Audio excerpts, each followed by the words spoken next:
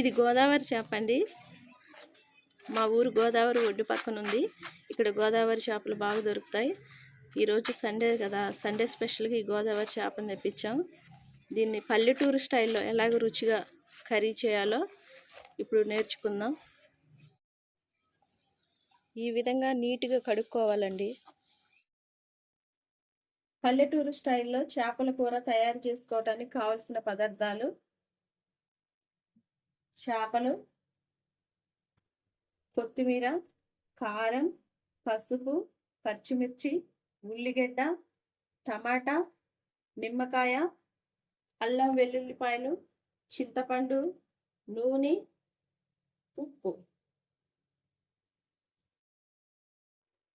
తయారీ విధానం: ముందుగా అల్లం వెల్లుల్లిపాయలను మిక్సీలో పేస్ట్ చేసుకోవాలి.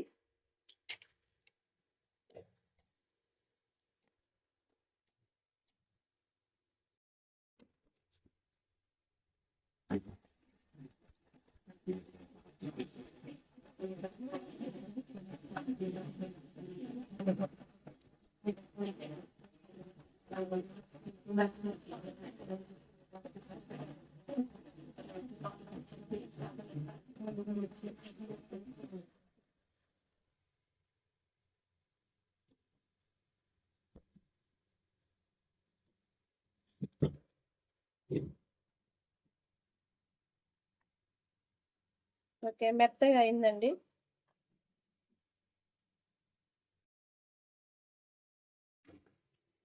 ఉల్లిపాయల్ని ఇలాగ 4 ముక్కలుగా కోసుకోవాలి.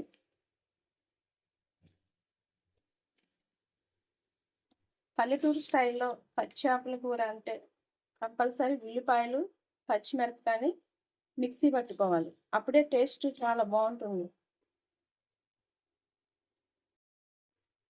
మిక్సీ పట్టుకుందాం.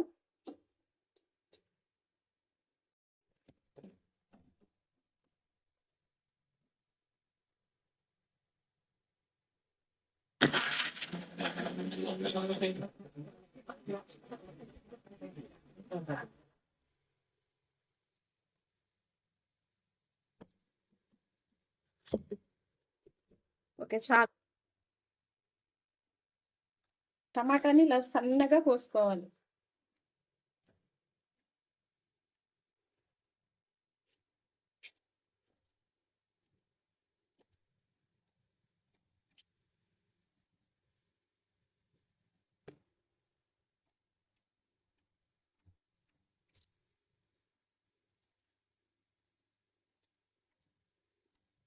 టమాటాని ఇలా సన్నగా కోసుకోవాలి.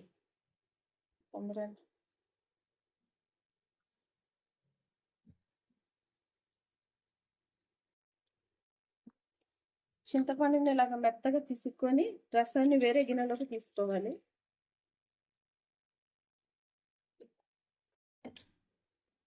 మరి కొన్ని నీళ్ళు పోసుకుందాం.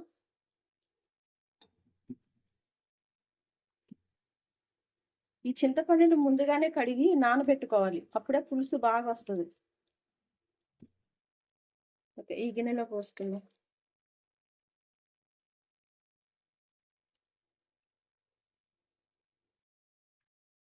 తయారీ విధానం: ముందుగా స్టవ్ వెలిగించుకుందాం. దాని మీద కడాయి పెట్టుకోవాలి.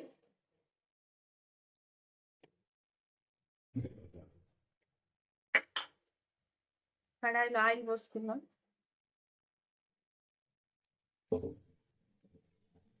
ఆయిల్ బాగా వేడవ్వాలి. ఆయిల్ వేడైంది. ఇప్పుడు ముందుగా మనం మిక్సీ చేసుకున్న ఉల్లిపాయ, పచ్చిమిర్చి పేస్ట్ వేసుకుందాం.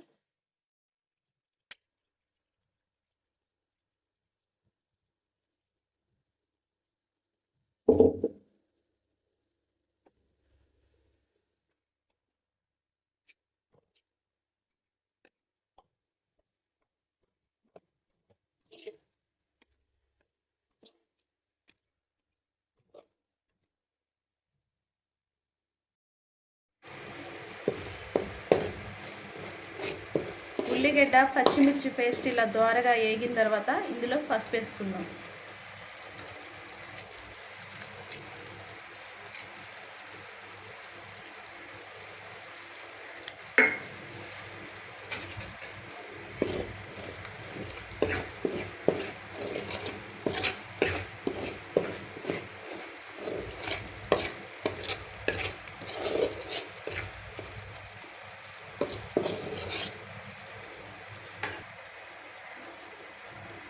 ఇప్పుడు అల్లం వెల్లుల్లి పేస్ట్ వేసుకుందాం. అల్లం వెల్లుల్లి పేస్ట్ వేసిన తర్వాత స్టవ్ని చిన్న మంట మీద పెట్టి వేయించుకోవాలి.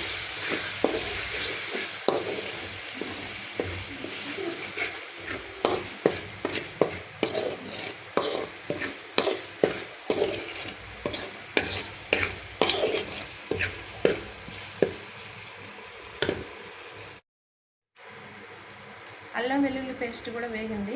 ఇప్పుడు టమాటా ముక్కలు వేసుకుందాం.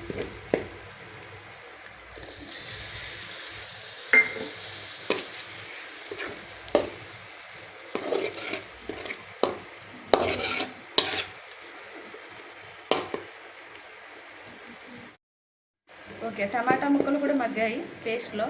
ఇప్పుడు సాల్ట్ వేసుకుందాం. కూరకి సరిపడినంత సాల్ట్ వేసుకోవాలి. అలాగే కారం వేసుకుందాం.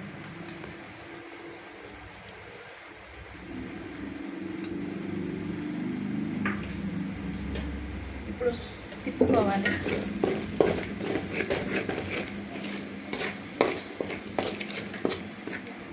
ముందుగా మనం పిసికి పెట్టుకున్న చింతపండు పులుసు ఉంది కదా, అది పోసుకుందాం.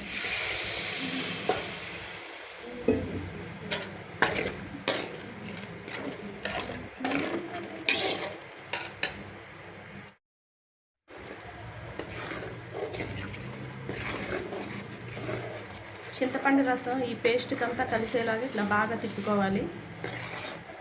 ఇప్పుడు గ్రేవీకి సరిపడా వాటర్ పోసుకుందాం.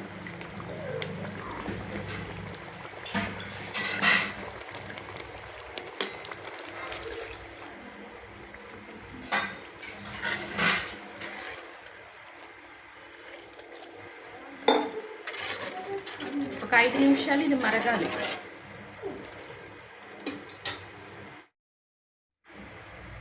గ్రేవీ మరిగిందండి. ఇప్పుడు చేపలు వేసుకుందాం.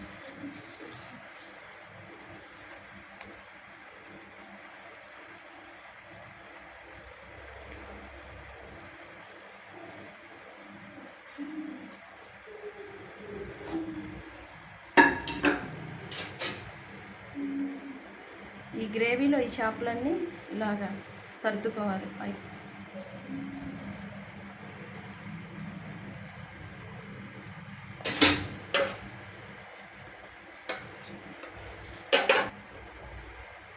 ఒక 10 నిమిషాల పాటు ఉడకాలండి.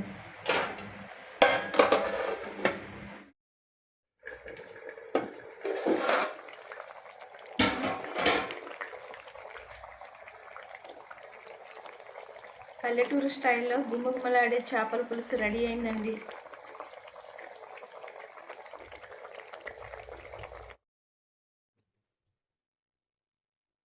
పల్లెటూరు స్టైల్లో చేసిన ఈ చేపల పులుసుని ఒక 2 గంటల తర్వాత ఆగిన వేడన్నంలో వేసుకొని తింటే సూపర్ టేస్ట్ ఉంటుందండి. ఓకే ఫ్రెండ్స్, నా వీడియో మీకు నచ్చినట్లయితే నా ఛానల్ని సబ్స్క్రైబ్ చేసుకోండి, షేర్ చేయండి, లైక్ చేయండి.